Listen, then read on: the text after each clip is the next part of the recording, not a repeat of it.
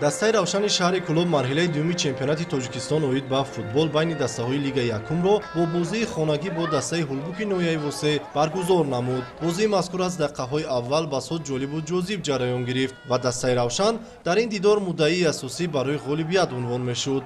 Дар рафти бозӣ дастпарварони Ғайраталӣ Мираҳмадов дар хатти дифоъ хуб ҳунарнамоӣ карданд ва имкон надоданд ки шогирдони Маъруф Рустамов дар пайти аввали бозӣ ба задани гол шарафёб шаванд. Дастаи равшан дар қисми аввали бозӣ пурра дар хатти ҳуҷум бозӣ мекард ва чанд имкониятҳои хуби голзаниро истифода карда натавонист. Дар қисмати дуюми бозӣ бошад, боз ҳам дастаи равшан пайваста дар хатти ҳуҷум қарор дошт. Дар дақиқаи 60-уми бозӣ Наврӯз Рустамов тӯбро ба ҳамлавари дигари даста Далер Чолов партофт намуд, ки аз ин ҳолат футболбози равшан истифода карда тӯбро вориди дарвозаи рақиб карданд. Вале голи мазкур аз ҳолати нобозӣ зада шуда аз ҷониби довари марказӣ ҳисоб карда нашуд. Дар дақиқаи 80-уми бозӣ бошад, Наврӯз Рустамов ниҳоят ба задани гол даст ёфт, ки ҳолати мазкур баҳси зиёдро миёни футболбозони дастаи Ҳулбук ва доварон ба миён овард. Ҳарчанд футболбозони дастаи Ҳулбук нисбат ба голи соҳибони майдон изҳори норозигӣ мекарданд, довари марказӣ баъди муошират бо довари канорӣ бо далели аз дохили дарвоза берун овардани тӯб голи Наврӯз Рустамовро ҳисобида ба маркази майдон ишора кард. То охири бозӣ боз чанд ҳолати хуби голзаниро дастаҳо истифода карда натавонистанд ва ниҳоят дастаи равшан дар дербии минтақаи Кӯлоб тавонист ки аз дастаи Ҳулбук